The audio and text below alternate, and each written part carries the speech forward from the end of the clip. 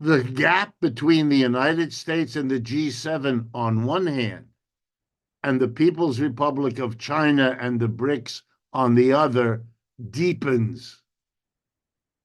The United States' effort to stop, block, undercut China have failed.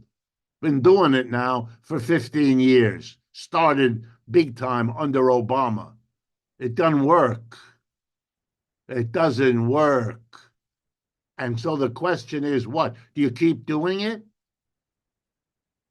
Let me conclude by reminding all of us of the early history of the United States, in which your city, Boston, was such an important player.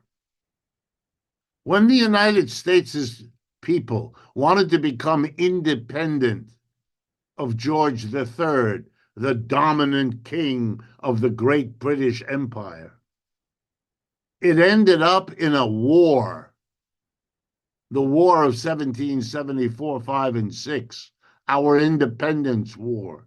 And to the surprise of everybody, the British lost.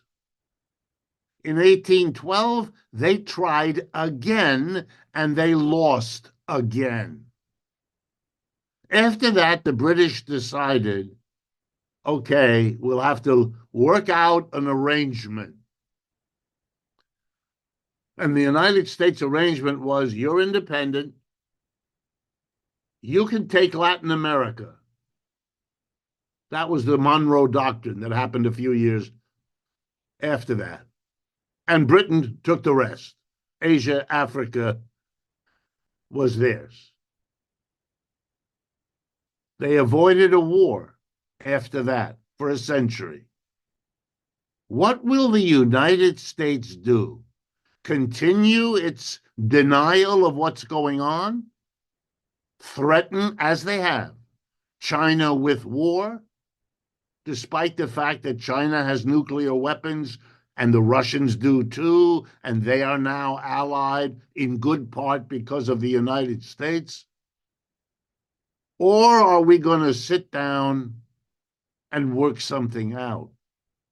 Are we going to tell the American people, honestly, our empire is declining? The next one looks to be Chinese. Or if it isn't Chinese, it's going to be a multinational replacement for the kind of dominance that the Persians or the Dutch or the British or the Americans operated. The world is changing very fundamentally. We are living, as I said a half hour ago, at a time of enormously profound change. And our job as Americans is to stop behaving childishly in this game of thinking that the problems I've barely sketched don't have to be worried about, because we can continue to act as if we were in charge in the way we were in the 1960s and 70s. We aren't. Nothing like that. We are, the war in Ukraine is lost. For those of you who don't keep track, is over, except for signing the documents.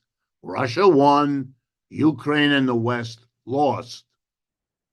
The war in Gaza isolates the United States. Indeed, what historians will say when they look back on this time will be that the United States undertook to isolate and neutralize the dangers after World War II, first in the Soviet Union, then in China, then in the global socialist world, nowadays in what are euphemistically called authoritarian societies.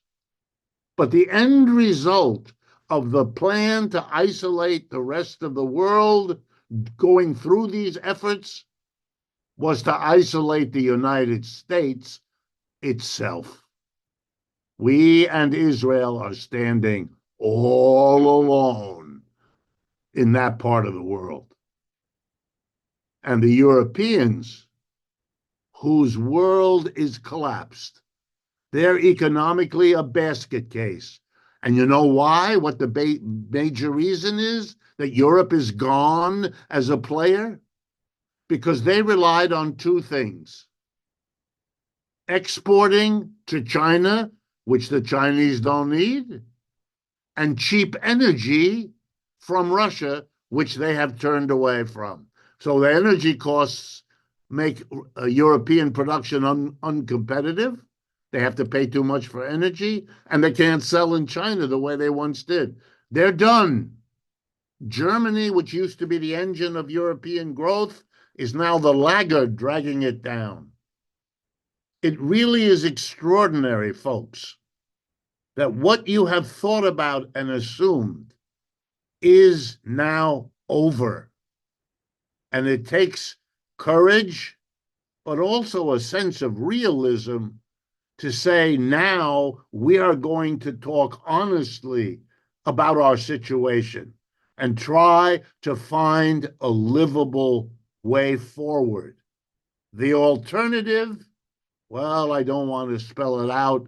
You can figure it out for yourself. But I hope you will not hold against me that I have told you how this situation really is, rather than comforting you with more denial. But if I have failed, which I understand I may well have, then I have good news for you. If you want to wallow in denial, just turn on the radio and the television, and this evening it will all go away as you get told that the great issues of our time are those carefully excluding everything I have told you. Thank you very much for your attention. I really admire what the community church in Boston stands for, what it always has. I'm proud to have been invited. The list of folks on those cassettes that Dean showed us a few minutes ago puts me in extraordinarily revered company. And with the songs that Rob started us with, I feel very much at home, and I hope this has been of some interest to you.